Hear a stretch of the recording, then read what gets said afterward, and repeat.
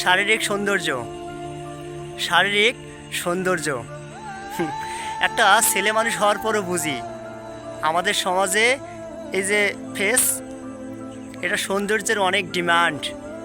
কিন্তু দুঃখের বিষয় কি জানেন, পৃথিবীতে যদি প্রতিটা মানুষের হচ্ছে নিজের মতো করে সাজার একটা সুযোগ থাকতো, তাহলে পৃথিবীতে কোনো কর্যত লোক থাকতো না, কোনো অসুন্দর লোক থাকতো না। সবাই তার নিজের মতো করে সাজতো, নিজের এই সৌন্দর্য চেহারাটাকে ঠিক নিজের মানে সর্বোচ্চটুকু দিয়ে সাজানোর প্রচেষ্টা করত।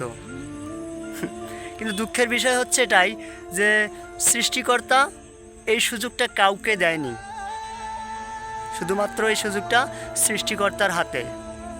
মানুষ ইচ্ছে করলে তার নিজের মতো করে নিজেকে সাজিয়ে নিতে পারে না, ঠিক আছে? আসলে ভাই, একটা ছেলে মানুষ হওয়ার পরও আমি বুঝি যে এই যে সৌন্দর্য, এই সৌন্দর্যের যে কত দাম সমাজে।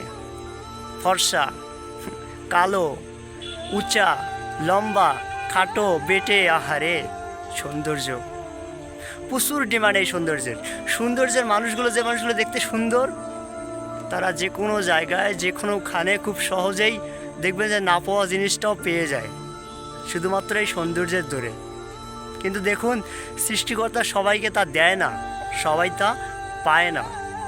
ওই যে বললাম, একটা ছেলে মানুষ হয়েও বুঝতে পারি যে সমাজের সৌন্দর্যের কত ডিমান্ড, কিন্তু সৃষ্টিকর্তা সবাইকে সৌন্দর্য দেয় না।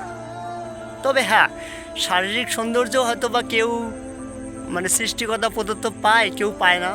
কিন্তু চারিত্রিক সৌন্দর্য, মানুষের সাথে মানুষের কথা বলার সৌন্দর্য, ব্যবহার, এসব কিন্তু আমরা ইচ্ছে করলে অর্জন করতে পারি। যদিও এসব সৌন্দর্য মানুষ আজকাল তেমন গ্রাহ্য করে না, মানুষের মনে হয় না, মানুষ সর্বপ্রথম ওই মুখের সৌন্দর্যটাকেই প্রাধান্য দেয়, মুখের সৌন্দর্যটাকে প্রাধান্য দেয়।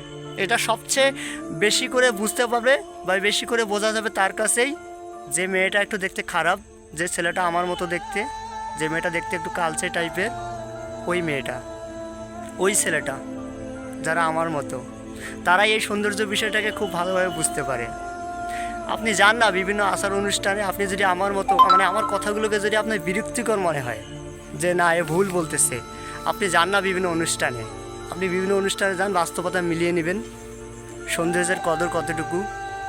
আপনি সুন্দর হলে না চাইতেও অনেক কিছু অর্জন করতে পারবেন, শুধুমাত্র আপনার এই যে ফেজের যে সৌন্দর্য, এই সৌন্দর্য দিয়ে। কিন্তু আমরা পারি না, কিন্তু তারপর আমরা হ্যাপি, কারণ সৃষ্টিকর্তার কাছে প্রতিটা সৃষ্টিটা সুন্দর। হয়তো মানুষের কাছে আলাদা হতে পারে, কিন্তু সৃষ্টিকর্তার কাছে তার সৃষ্টি প্রতিটা কিছু মানে প্রতিটা জীবেই সব কিছুই সুন্দর। তাই আমার মতো যারা দেখতে অনেকটাই বিদঘুটে, অসুন্দর, ফ্রাস্ট্রেশন হওয়ার কোনো কারণ নেই, হতাশাগ্রস্ত হওয়ার কোনো কারণ নেই। দেখুন, পৃথিবীতে অনেকেই অনেক কিছু নেই, তবুও বেঁচে আছে। কারো হাত নেই, কারো পা নেই, কারো চোখ নেই, অনেক কিছু নেই, তারাও বেঁচে আছে, তাদেরও দিন যাচ্ছে, কত সুন্দর।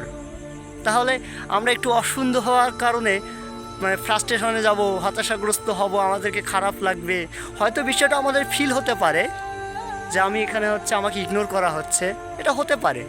আমি খাটো হওয়ার কারণে আমাকে ইগনোর করা হচ্ছে, আমি কালো হওয়ার কারণে আমাকে ইগনোর করা হচ্ছে, আমি দেখতে অসুন্দর হওয়ার কারণে আমাকে ইগনোর করা হচ্ছে, এটা হতে পারে। এটা স্কুল জীবনেও হয়ে এসেছে, কলেজ লাইফে হয়ে এসেছে, এটা সব ক্ষেত্রে হতে পারে। কিন্তু নিজেকে হ্যাপি রাখতে হবে, কারণ ওই যে মানুষগুলো যাদের হাত নেই, পা নেই, চোখ নেই, তাদের চেয়ে আমরা কত ভালো আছি, কত সুখে আছি সৃষ্টিকর্তার কাছে। ঠিক এই জিনিসটার জন্য আমরা শত শত শুকরিয়া করতে পারি, শত শতবার তার প্রশংসা করতে পারি, কারণ আমরা ভালো আছি, সুস্থ আছি, তাই না? ধন্যবাদ, ভালো থাকবেন, সবার জন্য শুভকামনা রইল।